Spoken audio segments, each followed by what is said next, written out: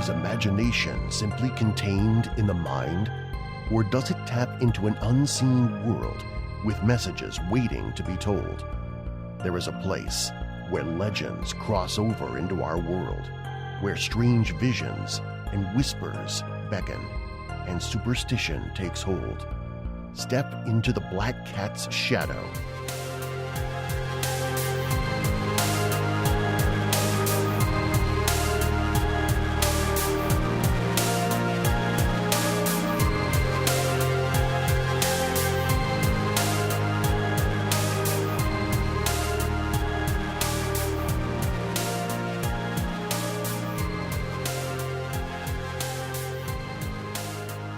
Welcome back to the Black Cat Shadow. Join us as we take a look at the cases of the strange and unexplained from all over the world and how they inspire some of our favorite horror movies. Hey, I'm your host, Andy, podcasting from Kansas City, Missouri. And I'm Dakota, and I'm coming at you from Olathe, Kansas. And so, Andy, we kind of discussed going back on our road trip of horror. Yeah, it's been a minute. Yeah, it's been a while. Mainly because I've been out of commission, but it happens. But so we talked about going to New Mexico, and I'm gonna go let you tell everybody what happened in New Mexico that's so interesting. You know, there's been like Roswell and things like that, and I think Roswell's been talked about by a lot of people. So I wanted to kind of go and find, a really interesting like true crime case or something that just hasn't really been talked about much. And I ran across this case called the West Mesa Murders, and that took place in Albuquerque, New Mexico. And it kind of bears a little resemblance to a movie that we're going to talk about a little bit later, which is The Hills Have Eyes, specifically the remake in 2006. So we want to give you guys a review of that movie after we talk about the West Mesa Murders, because I don't know, like if you think about it, like with these murders and with The Hills Have Eyes, like thinking about like desert people that nobody sees, but they go and take people and murder people, and and there's these strange murders in the desert. So I just felt like that these two things could be connected. So me and Dakota are gonna have fun talking about this case and exploring it and telling you guys about it, about all the different facts that kind of happened within this weird case, and and it's actually still an unsolved mystery to this day.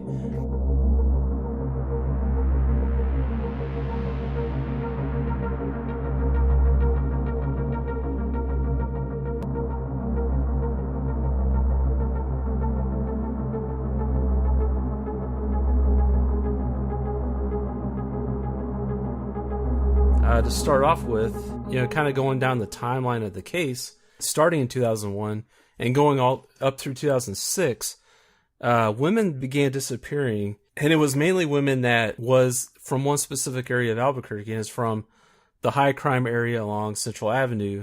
Albuquerque's East Central Avenue corridor is home to much of the city's drug and prostitution trade, so it's kind of a seedy area. But women had started disappearing from this area specifically. So you had several go missing here from 2001 to 2006. It's just women in the area going about their daily business. And, even some like teenage girls. It's really disturbing to see these cases. And so in 2005, that's when the police, they kind of started seeing a connection. There's this growing list of women that have disappeared from this area of Albuquerque. So we need to kind of look deeper into this. In 2006, they had a possible suspect. There's a man named Lorenzo Montoya. He did kill a woman, and he was found trying to take her body and hide it somewhere but then her boyfriend, I guess, came along and found them and shot and killed Lorenzo. So Montoya was actually suspected in a string of missing prostitutes from Albuquerque, and he was later named as a possible suspect in the West Mesa Murders. And the Albuquerque Tribune, they actually get involved, and so there's a lot more media coverage, and they published a list of the missing women. And so this is kind of like when the media kind of starts getting more involved and helping the police with their search. And actually, it wasn't until 2009 when there was a woman walking her dog. They actually find a human femur an empty lot, in this area of town. And so this is when they find their first human bone, and they're not, at this point, they haven't related this bone to this list of missing women. But it's when police begin excavating the area that they begin to find more and more remains. Something you were saying about the media, I have a real problem saying the media was helping the police at the time, because what happens is when the media jumps in, they start making this big story about something that should probably stay small and within this small little community, and it spread all across the nation. It became huge. They're talking about a serial killer on the loose, killing women, and all of them. They made the assumption that all of them were prostitutes or had something to do with drugs. Which, yeah, and it kind of opens up for potential copycat killers, because potentially this could have been the end of it. Let's look at Criminal Minds, for instance. Sure. You watch like episodes of Criminal Minds. You see all these episodes of serial killers, and then they go dormant for a while, and all of a sudden something comes up in the media, and it spurs more killings from another person, of a copycat killer, and then the real killer comes forward and starts doing it more. Mm-hmm. It's almost like it's a never-ending cycle. So I really hate to say that the media helps the police in any way. I mean, I can understand finding suspects and get the news out there, but they don't do that. They make it worse. Yeah, in some cases they can, definitely, especially if they publish stories without all the facts, or they do a lot of connecting dots that aren't there, things like that. They jump to conclusions and things like that. That can always be harmful in a case. So so like I said, they go on to discover more bones at this site, and this becomes one of the largest crime scenes in American history, in this mass grave, basically. And so the police are like frantically, searching for bones, and they wanted to identify these bones because it was alarming that they found so many, and so they knew they had a serial killer on their hands. And it took investigators a year to identify all 11 women total in that site. Well, is there any particular pattern to these disappearances? Well, so they noticed that the women that were missing did have ties to drugs and prostitution. Well, it's weird because the ages are all over across the board. So we have Jamie Barella, who's 15, Monica Candelaria, who's 22, or was 22 rather, Victoria Chavez, who's 26, Virginia Cloven, who was 24, Solania Edwards, who was 15, Cinnamon Elks, who's 32, Doreen Marquez, who's 24, Julie Nito, who's 24, Veronica Ramiro, who's 28, Evelyn Salazar, who's 27, and Michelle Valdez, who's 22. So it doesn't seem like there was any set pattern. So, I mean, that's kind of what throws me for a loop. Is it's obviously between the ages of 15 and 32. 15 and 33. I'll go high end on both.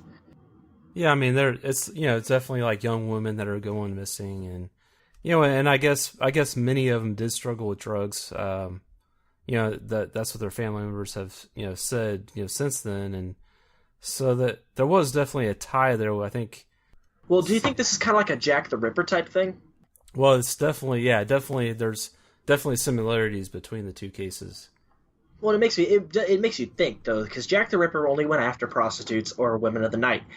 And now we had the West Mesa Murders in the United States, where whoever it was, let's refer to him as the West Mesa Bone Collector, which is what they started referring to him as. They gave him a name. Because I don't think there was any more disappearances after that, obviously, after the bones were discovered. Oh, well, the final victim identified was in 2010, but I think, they said they found remains of 11 women there total. Okay, but between 2001 and 2005, that's 4 years, and he had 11. There was 11 disappearances and killings in that time. Yeah. So we don't know how many there could be. I mean, they're still saying there's 20 possible. I think the last thing that they put out in was 2016. Yeah, and they're looking for sex tapes from a guy that supposedly was involved. I guess they did have a list of suspects at the very beginning, but they kind of whittled it down to, they narrowed down to a suspect pool of 5 people, And then there was like even fewer than that, and so there was like two main suspects. It was Joseph Blay and Lorenzo Montoya. Oh, okay. So now I guess in 2015, the police spokesman said the list was now as big as 20 people. The first guy that I named was the first suspect, but he was actually shot by the boyfriend of the woman that he killed. But there's another guy named Joseph Blay. He was a possible suspect. And so Joseph's ex-wife calls the police and suggests that Blay may know something about the murders. He routinely dumped landscaping debris on the West Mesa at night, she said. So he was acting very suspiciously. And so the police, they execute a search warrant on Blay's house. They seize all of his business transactions related to his landscaping business. That's because they had reasonable cause, because they previously found a tree tag next to one of the bodies, and are trying to figure out if that links him to the crime. Yeah, and I'm really conflicted about a lot of these murders, because I like patterns. I like seeing patterns. It seems like potentially there could have been more than one person, because I mean, they think that there's potential of 20 people. They announced that in 2015. So it means that they don't know, and there could possibly have been more than one murderer. So it's strange. It's a strange case. So it means it could potentially very well parallel with our story that we're getting ready to get into, our movie. Yeah. Because obviously there was, I don't know, I'm very conflicted on the whole case. But this is cool for people in our area. There's actually somebody, supposedly in Joplin, Missouri, on August 2010. The police searched several properties in Joplin, Missouri, associated with a local photographer and businessman in connection with the West Mesa cases. They confiscated tens of thousands of photos from the man, who reportedly used to visit the state fair in Albuquerque. So we don't know what those photos were. I don't think they released those photos, meaning this man could have potentially been involved with the whole case. So it could have been one of those people that had an idea what was going on. I guess, but they never really had any like solid leads. It doesn't sound like that. And I think some of these other suspects that they had were actually convicted of other crimes, in the course of the investigation. So they, like this Joseph Blay guy, he was actually convicted of rape. So he's actually in prison now. And I don't think the guy from Missouri, they never actually convicted him of anything. I think they never really were able to find any evidence. They said that Irwin was ruled out as a suspect because they said he couldn't have killed the 11 women and buried them on the mesa because he wasn't in Albuquerque on the key dates when some of the women went missing. And, and being named as a possible suspect in that case, it can be devastating. And I think Irwin, even said that, it's like, I've been named in this case and it's really destroyed his life. So I think, that could be one of the things where, the media could over-report or, and maybe jump to conclusions, things like that. But yeah, so it's an interesting case. Like I said, there's like as many as 20 people on the suspect list now. So a little fact about Joseph Blay. The reason why he was mainly suspected is because he would break into homes of 13 to 15-year-old girls and rape them around the area where he lived, actually, around the McKinley Middle School in Albuquerque. And he was given the nickname Mid-School Rapist. So, I mean, that's part of the reason why he was so suspected. Right. But yeah, I mean, it's kind of weird. They still haven't really come to any conclusions. I think there was even another detective that took over the case, and so the search just keeps going on, and it's kind of become a kind of like a cold case, I would say. At this point, it would be considered a cold case. I mean, I'm not convinced that there's enough information, because the public doesn't have any information about this. I mean, all we're seeing is what's on Wikipedia and what's on at the Albuquerque Journal. I mean, there's no real information out there. I mean, it's hard for people like us to find information on this kind of stuff if there is no information. The police obviously are still investigating, so they're not going to release everything, which is disappointing, because this is a case that obviously has been so long. I mean, we're looking at what? We've already gone past the decade mark of when.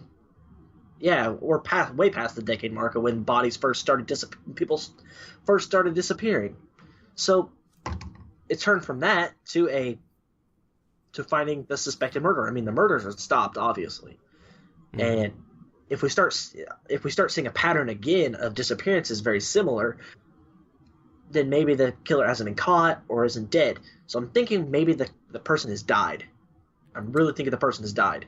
Right. Yeah. So there was a 15-year-old victim, Jamie Barilla. She was not involved in prostitution or drugs. She was not related to any of the crime stuff. So it was kind of like that. It kind of had police scratching their heads like why she was a victim. Maybe it was a copycat. Yeah. So it said like Jamie and her cousin Evelyn, they were cousin Evelyn. They were both victims, and they were at a family gathering, and they left the gathering, went to a park in the area, and they were just never seen again. And then that's when they found her remains in the mesa. But yeah, it's really sad. Like, there's no closure to this case at all. Yeah, the police. It seems like the police are just kind of waiting for somebody to just say something, or that's kind of what it comes down to. I feel like it's somebody's gonna have to talk. That's about the only way they're gonna move forward with the case.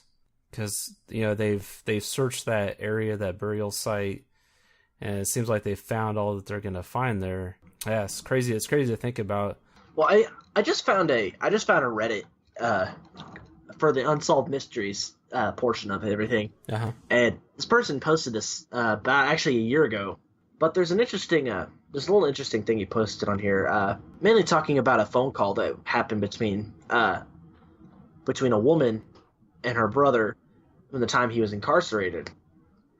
And they said it's very eerie because she supposedly says she knows who the West Mesa killer is, and then nothing's heard from her ever again. I mean, I'm assuming she's still alive, but it doesn't really say anything after that. Amber Tucaro's unsolved murder. Yeah, she was murdered. So supposedly she knew who the real killer was, and she was murdered. It's weird. Yeah. Really weird. Yeah, it's crazy. So hopefully, and like you said, they may have put the guy behind bars. Maybe it's one of these other suspects, or maybe he's dead. Hopefully, they're not still out there, walking the streets where they can harm somebody else. But I think it would be nice to see some closure for the families of the victims, definitely. It would be, but I don't think there's ever going to be any closure for that until something changes and we find a big break in the case. There's going to be no closure. So looking at that case and trying to think of like movies that could be kind of related to it, I started looking at the Hills Have Eyes remake from 2006. And the rocket's red glare, the bombs bursting in air, gave food for the night. Our flag was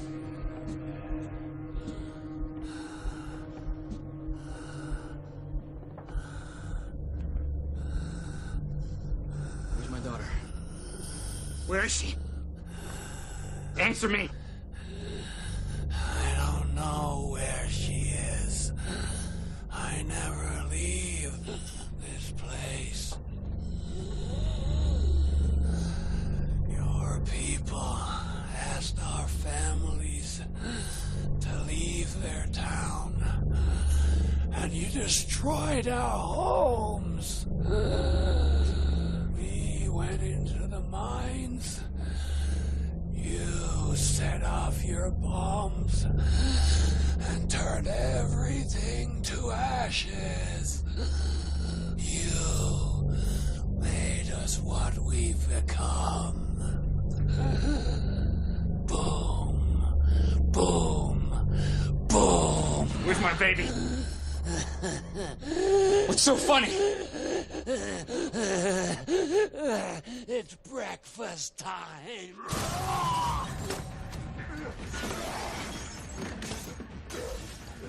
It wasn't filmed in New Mexico, but it was set in New Mexico. I guess, the backstory is that the government was doing a lot of atomic testing in this area of the New Mexico desert, and there was miners that were living there and working in the silver mines, and they did not want to leave their home. The government basically came in and just made it like a testing site and told these miners to leave, and they didn't want to leave. And So, this is within the world of the movie. I don't think this actually happened in real life. Who knows? But, so yeah, these miners, they stayed. And of course there was the atomic bomb testing out there in New Mexico. And in the process, with this radiation out there, it's mutated these miners, and through generations of mutation, they had become these monstrous group of people that are barely even human anymore. I mean, so it's really interesting thing to think about. And man, is there really people out there living in the desert that people just never see? I had this one roommate once that was telling me this story. I think he had a relative that lived in Arizona or something, and they had they had a general store, and it was kind of on the outskirts of town. And he would tell me these stories about these people that would come about once a year to stock up on supplies, and they were people that just lived out in the desert, and I don't think they were cannibals or anything like that, but he said they were definitely kind of strange people, and that you definitely have people that choose to exile themselves from the rest of society and kind of live out there where nobody knows they're there. So that's kind of creepy, kind of interesting to think about. But in this movie, this was a remake of the Wes Craven classic, The Hills Have Eyes, that was originally released in 1977. And so in 2006, the remake was made based on that film. And it was directed by Alexandre Aja. He also directed High Tension, Mirrors, and Piranha 3D and Horns. And then Alexandre Aja also wrote the story along with Gregory Levasseur, I think that's how you say it, who also wrote P2, Mirrors, High Tension, and the Maniac remake with Elijah Wood. And of course, the cast in this is it's interesting. I think you kind of recognize some of the names, but when you see them in the movie, they're not exactly recognizable, because you have Ted Levine, who was in Silence of the Lambs. He was Buffalo Bill, so everybody knows who that is, the guy who wore women's skin and danced around in it. He definitely looks different and older in this movie. Of course, it's some time has passed since Silence of the Lambs, but I think they definitely made him look older in this movie. And he plays the part of Big Bob, which is kind of like the father of the family that's traveling. And you have Kathleen Quinlan. She's been in, it's a very familiar name. She's been in some other things. She was in Apollo 13. She was actually in Event Horizon 2. She was Peters in that movie. So she has been in some other horror stuff, it looks like. And you got the rest of the family that's not really recognizable. Although I thought that the woman that played Lynn, she had a resemblance to Hilary Swank. I don't know. What do you think, Dakota? The one that played Lynn? Yeah, I think she was actually pregnant. She was the character that was pregnant, and but they had the newborn baby as well. Yeah, that was Vanessa Shaw who played her. Yeah, she just kind of had that resemblance to Hilary Swank a little bit. A little bit. She was in Hocus Pocus. Oh, okay. Yeah, she was Allison in Hocus Pocus. That's where I remember her from, other than 3:10 to Yuma. Oh yeah, okay.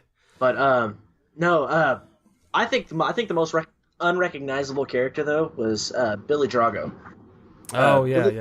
Yeah, Billy Drago. He for anybody who doesn't know, Billy Drago played in the TV show Charmed.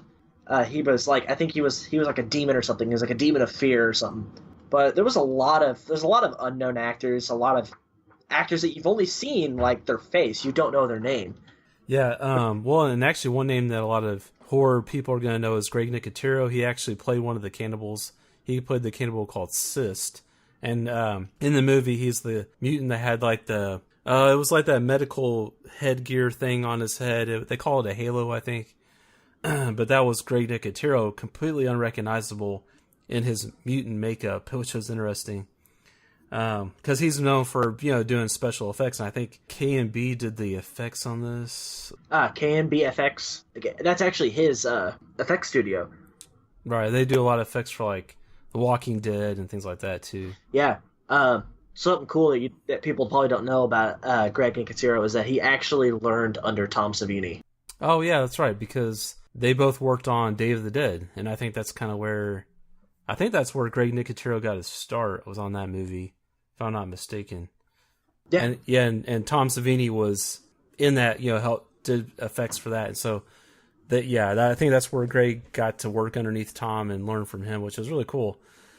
One other cast member I want to bring up though was the guy that played Lizard in this movie. His name is Robert Joy, and when I first saw this movie, I didn't know who he was, but since then I had watched the TV series called CSI New York, and in that he plays a medical examiner, and totally he plays this nice guy, mild-mannered guy, and it's really funny to see him in this role of Lizard, this totally crazy cannibal mutant guy. I was just like, wow, this guy has quite a range, Yeah. He's a weirdo anyways. He looks like a weirdo. Yeah, he's definitely got the look for it, definitely, yeah. Yeah, I mean, I think after a certain time, he started doing a lot more crime dramas, CSI New York. Obviously, he was in an episode of he was actually in this TV series Defiance. Do you remember that show? I don't think I ever watched that one. It was a sci-fi show in 2015. It was really weird. They made a video game about it too, but he actually did. Yeah, CSI New York was the main one he was in, and then he was in Alien vs Predator Requiem. Huh. Okay. That's okay. Right. He was in something else. What was that? It seemed like he was in something else too. That when I saw his credits. Oh, he's in Land of the Dead. I forgot about that. That was funny. Yeah, let's say that. Yeah. So he's been in some other horror stuff, but you don't really think of him. When I saw him in CSI New York, I was like, okay, I didn't recognize him from The Hills Have Eyes. And then when I came back and watched this to prep for this episode, I was like, hey, that's that guy. And it's just funny because I would have never expected him to play that part. So it's really cool to see him do that. Yeah. Another one. Amelia. I don't know how to say her name. Amelia de Brevine. She was actually she played Brenda in the movie. She's actually plays Belle in the TV series Once Upon a Time. Oh yeah. Yeah, and she was in a lot of stuff. She played Claire in Lost.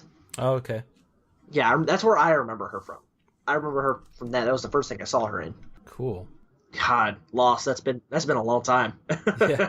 So I mean, this this cast does have some decent actors in it, and when you compare it to the original, it's definitely one of the things that you notice is that this movie has definitely had a bigger budget than the original, and you can tell with the actors, the quality of actors that you get in this one, with just the cinematography, which I think the original had some really good cinematography as well, but this one you can really see they've stepped it up and it has more of a cinematic feel to it. But I want to go and kind of explain the plot of this movie for anybody that is not familiar with The Hills Have Eyes. Basically it follows a family that's on vacation, and in this one, so in the original they actually had a real reason for going out into the desert and going on this dirt road because they were looking for this mine that they had inherited. But I think in the remake they took that out. They were just looking for a shortcut, I think. And so that's why they were traveling through this remote part of the desert. So I think that kind of took away from their motive. It's not as realistic maybe, but anyway, so yeah, this family, they're on this vacation.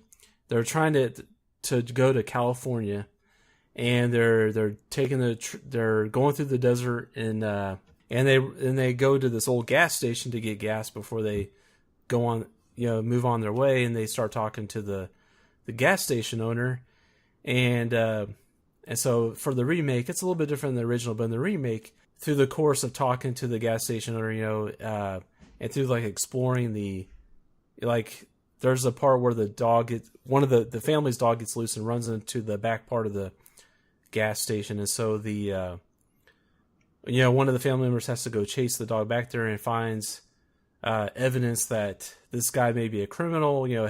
Finds these personal items from people that he's taken, and so the gas station owner finds out about this, that they could probably be they could testify that he was part of some criminal activity or something. So he tells the family to take this shortcut, and what he's doing is like basically leading him to their deaths. Because he knows this mutant family will attack them if they go down this shortcut that he's telling them. So he's basically just trying to cover his own butt. Of course, they take the shortcut. The dad, he wants to cut down on time.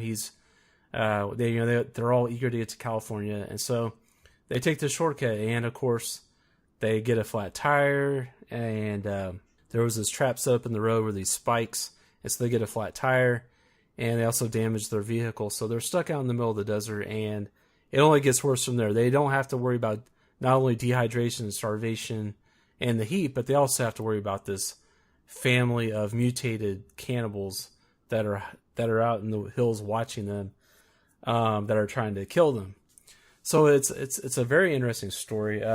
Dakota, what is your kind of like initial thoughts on the movie? What did you think of the remake? It made me extremely uncomfortable. Sure, yeah. The whole movie made me extremely uncomfortable. It's hard to watch. Right. It was actually one of the very first horror movies that I actually got to watch in full without actually cowering for my life. Yeah. The whole movie for me is it's a different type of movie. And I think we've talked about, when we did our Horror 101 segment, we talked about how every time there's like a cannibal movie or a mutant type movie, there's always these little tropes that go into it. And I think this movie is the epitome of those types of movies. And it pretty much runs fairly close to the 1977 version, just because there's a lot of stuff that's very similar. There's some different changes. A lot of the characters, the names stay the same, which is good. It makes a lot of sense. But the 2006 version kind of threw me for a loop. It's the first time that I've ever seen rape in a movie. Okay. It's the first time I've ever seen rape in a movie. Yeah. And I was like, what the hell? What did I just watch? And so then I was like, okay, so I did my own research, and I looked into it. I was like, okay, say this happened in 1977, and like there was another one. So I went back and I watched that one.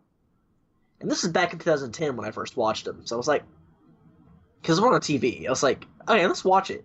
So I looked up the 1977 version. I bought it online, like it was like $2.99 or something like that. And I watched it, and I was like, fuck, what the hell? What the hell is wrong with people? Oh yeah. I've heard that from other people too. Like, there's been some people that I've talked to about this movie, and they said that they turned it off at that scene because they just couldn't watch it anymore. I can understand that. It's like those damn Serbian films, you know? Well, I think that kind of takes it to a whole nother level, I think. Well, it's okay. So you've seen Hostel, right? Right. Yeah. Hostel is not as bad. I think this is just, well, they're about the same. Hostel for me is really, I got really uncomfortable watching Hostel also. Yeah, I mean, they go into different directions of disturbing, but they both are disturbing. Both movies are disturbing this in different ways, I think. Yeah, and I mean, I like movies that kind of creep me out a little bit, but I don't think I could ever watch it comfortably again. I don't think I could ever have somebody sit down and watch it with me. Because it'd have to be like one of those movies I'd watch by myself. I think I've only watched it twice. And I watched the second one. When I watched the second one, I'm talking about the 2007. Right. I was like, oh my god, this is just as bad. Oh yeah, I mean, it was the second one was even more. They showed you a lot more of the whole like rape and stuff like that, and yeah, it's pretty graphic. I think, but like going back to kind of the story of the remake, they kind of give you a prologue and they kind of explain where these mutant cannibals came from, and I like it, but actually I'd also like in the original where they kind of kept it a mystery. I mean, they did explain it in the original, but it was later on in the movie. So at the very beginning, it was kind of more mysterious. It kept the cannibals out of sight until way later in the movie. You didn't really see them. You kind of saw some figures in the distance, like lurking around. But I felt like this remake really felt like a Rob Zombie movie in some ways, because I had that aesthetic, like especially like in the beginning credits. you've got the it's like a country song that's playing during the beginning credits, I think, and then you got the scenes of like the deformed like babies and stuff like in the credits, and it just has that Rob Zombie feel to me. And there's definitely more of an emphasis on like the in your face scares and shocks and things like that in this one. And there was definitely more of the emphasis on the government involvement. Because I think in the original one they talked about, oh, this is like a government land, like maybe we shouldn't be here. And in the remake they definitely show you, yes, this is like restricted government land, that so the government definitely has a big hand in like the events that unfolded as far as like creating the cannibals and things like that, which they didn't really create the cannibals per se in the original. But anyway, How many actors in this movie series? How many of these actors do you think that ruined their career? oh, I don't know if I haven't seen any of them really go on to do other stuff since these movies. Well, like I said, like Robert Joy, he was in CSI New York and things like that. But yeah, a lot of these other people I have not seen to go on to do anything else. And maybe they have. Maybe I'm just ignorant. I don't know. But Now here's something for you. Michael Bailey Smith played in both movies. really, Yeah, he played Pluto in the first one, and he played Papa Hades in the second one. oh, okay, you're talking. Okay, I got it. I'm following you now. So yeah, he played in both of the. Yeah. Okay. He played in both the 2006 and 2007 movies. That Pluto character was like, it was interesting. Like he didn't really talk. He was more like, he's more childlike, in this version, which Pluto in the original was played by Michael Barrymore, which was kind of like, there was like a same kind of feel, like kind of like mentally like they're still like kids or something. There was some kind of like developmental challenge type thing going on there, but which is believable considering the circumstances. But I thought that guy Michael Bailey Smith did a good job portraying that mentality, definitely. Yeah, and I think something interesting about these movies is when you go back to the 1977 version, who do you think honestly played a better Ruby? Laura Ortiz or who was the original? Oh, Janice Blythe. You've seen the original though, right? Oh yeah. Yeah, who do you think was better in that? Because Janice Blythe back in the 70s was hot. She was sexy. Well, and that was one of the things that the directors like struggle with, because she was so attractive. Like they're like, you're too good looking to be a desert cannibal. They had to like really work to make her like look like she'd been living in the desert for years and years. Well, I'm looking at a picture right now. She don't look that bad at all in the movie. She looked really like very convincing, like almost like a cave woman type of look. Yeah, I definitely like the look of the cannibals better in the remake, just because they had this more mutant look and they looked more monstrous. I really like that look a little bit better. But I have to say, like, I really was disappointed that Billy Drago was not in this as much as. So like he played Papa Jupiter in this one, and in the original Hills Have Eyes, Papa Jupiter plays a more prominent role in the movie. You see him more. And in the remake, he's only in a couple of the scenes, and I was a little disappointed because I really like Billy Drago. I think he plays a good menacing character, and he just didn't get a chance to really like do that part justice, I don't think, in this remake. No, and I would have to say that I think his type of character though is the type of characters he plays are normally very intense. So I think it was a challenge for him to play a lesser character. So I think his whole acting in this was a little off. Well, I thought like as far as some of the other, like the family goes, I thought that they weren't as likable in this version as they were in the original. I felt like, especially the character of Doug, that plays like the son-in-law, his character in the original was pretty likable, and he was more resourceful. And in the remake, the guy was kind of a douche. He wasn't a really likable character, but he has a big arc in this movie, which he does become more of a hero towards the end of the movie, and he does redeem himself as he goes and tries to goes to save his baby. So I did like that development throughout the movie. He did become more of a hero figure. But I thought like a lot of the family was just kind of unlikable, and And in the original, they were very much more likable. So it was interesting to see that difference there. Yeah, some people may not care though, but I think that was kind of the point. I think they wanted to put a definite difference between the two movies. Like, I think they wanted to say, oh, this family's fucked up in the remake. And then the other one, the family's so close together. But I think they were trying to go for more family drama and resolving that family drama towards the end. But, I mean, obviously nobody survived, right? I don't think anybody survived, right?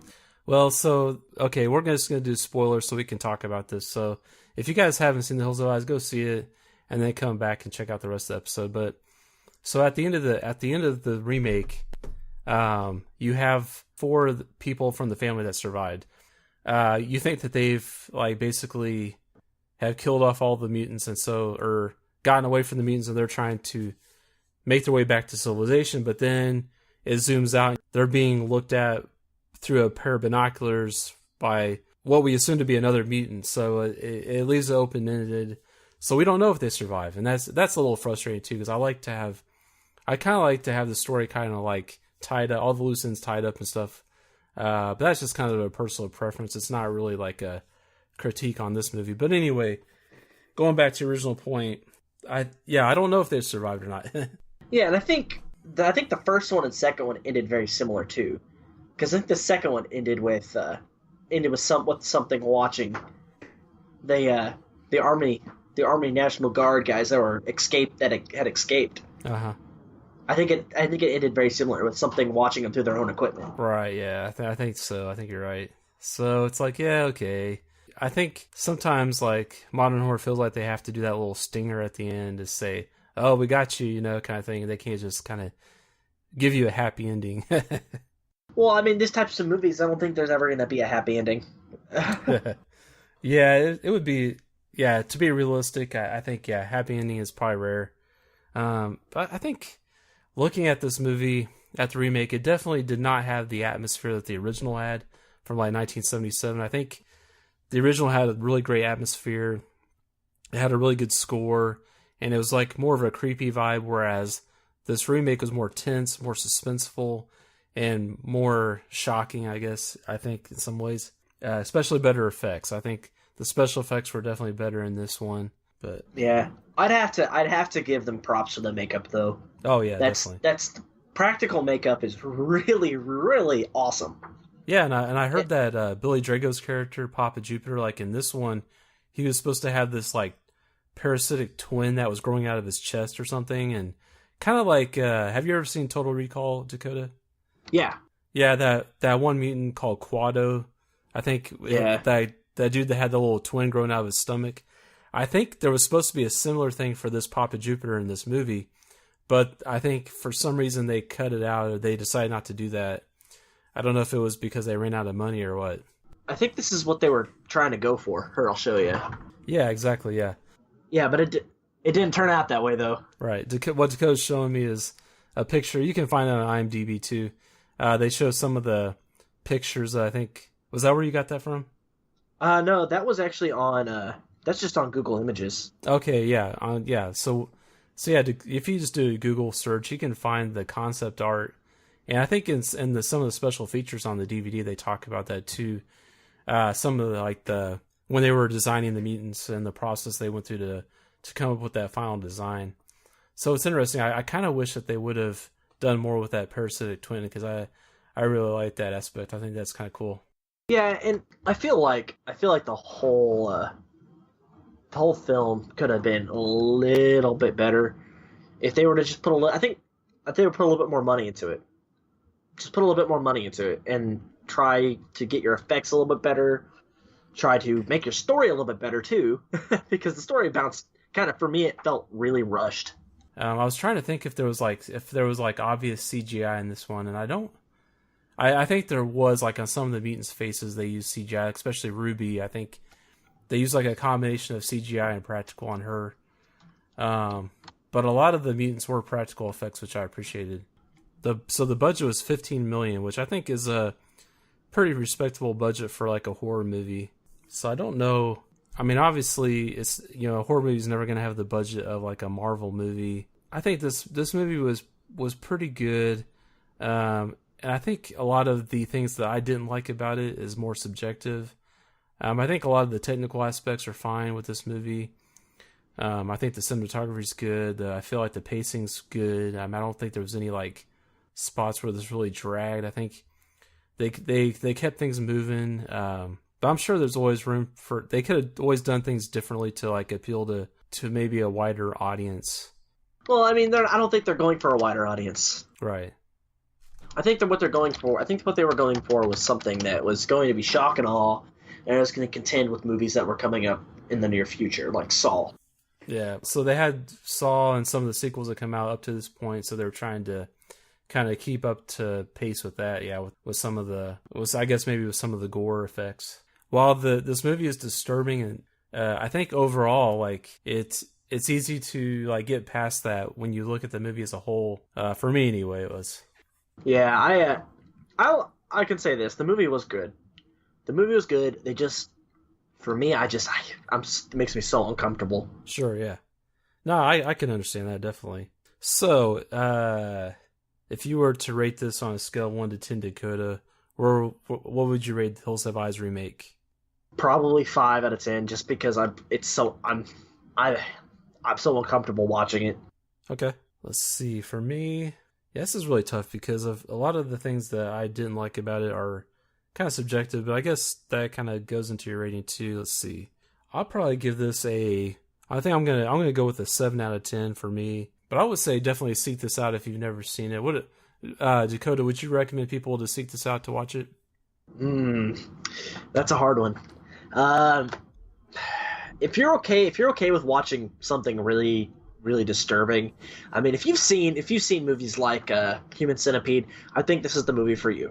Just my personal preference, I would say no. I wouldn't recommend it for people that have weak constitutions. Oh yeah, for sure, yeah.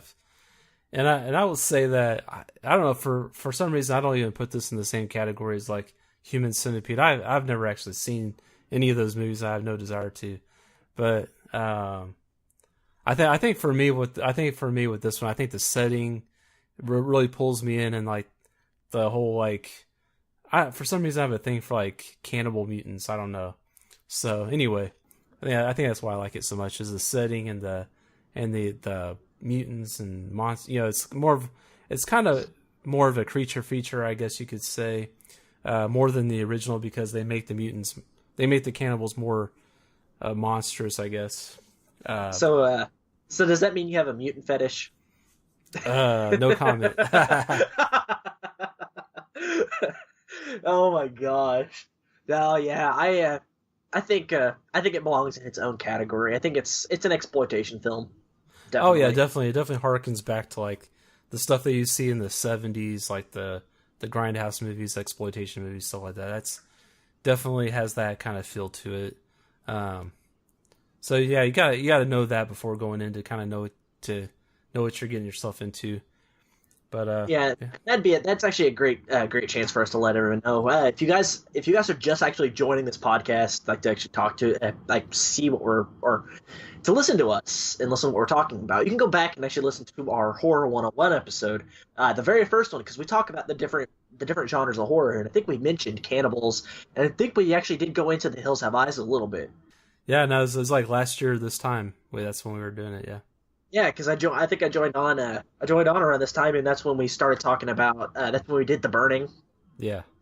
And then after that, I kind of threw out the idea for the Horror 101, which was actually really cool. I loved doing that.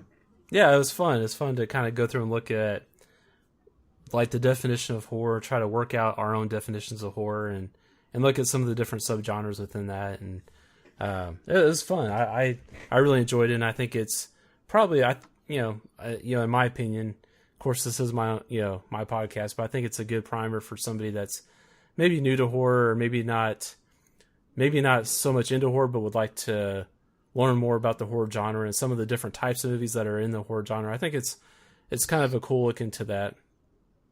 Yeah, and it's cool because a lot of people I work with have no idea about horror. And a lot of them, I talk to them about it, and I let them know, it's like, hey, if you actually take it and you actually look at it from a more objective instead of an objective standpoint, for not subjective, I mean from objective standpoint, if you look at it as a whole and you get down to the very nitty gritty of the movie, you can understand that, hey, that's why it's scary. It's not because it's so gruesome, like Saw movies are all like gory and shit. While movies like this are scary for other people because, oh my god, that is like, ugh. Like, I just, like, vomited in my mouth. Right. But then there's movies like the Friday the 13th or Halloween that get you on a more like, oh my god, that thing is chasing that poor woman and she's, like, half naked. So, yeah, it's a good, like you said, the Horror 101's a good primer, and even these regular episodes are good for people that have never experienced horror. But we invite you people, I'm not saying you people, but I'm inviting the people that have never once seen a horror movie, that are listening to this podcast because their friend told them to listen to it. I invite you to actually go on, look at some of the movies that we reviewed or talked about on our horror road trip, and take a look at some of them. I mean, Session 9, when I was doing my little challenges for Andy to get him into psychological horror, that's a good starter movie for somebody who's getting into horror movies just because it's trippy. It gets you thinking. It gets you pulled in.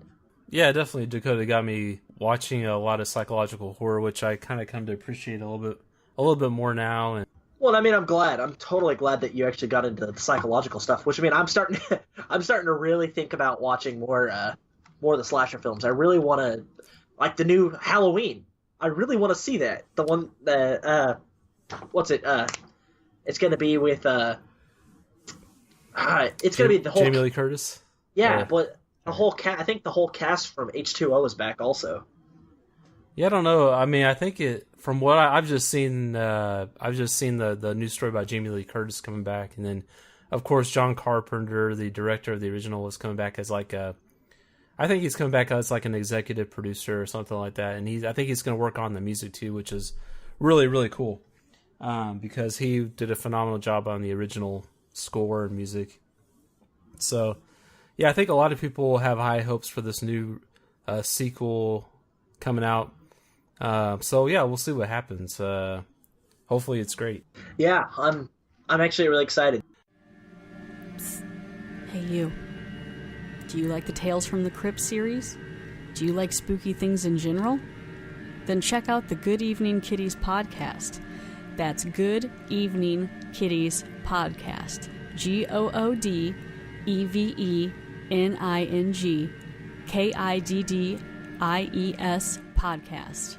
Each week, I'll review a new episode from the TV series The Tales from the Crypt.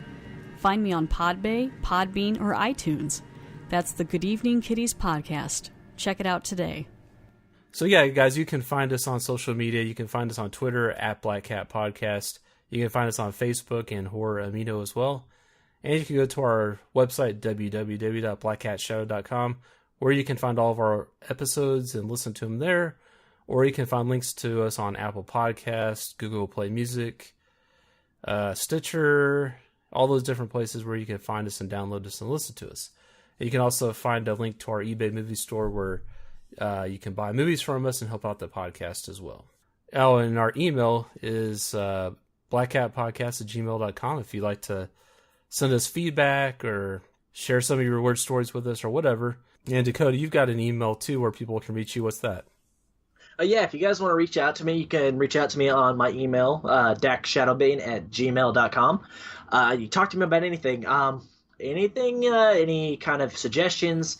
If you guys want to like have a shout out, if you guys want to learn some interesting facts, if you have questions about the podcast, if you have questions about some of our guests and where we get our information, stuff like that, general conversation, I really don't care. I like talking to people. Oh yeah, another way to help out the show is like if you want to leave us a review on iTunes, that really helps us out too. Oh, and I almost forgot.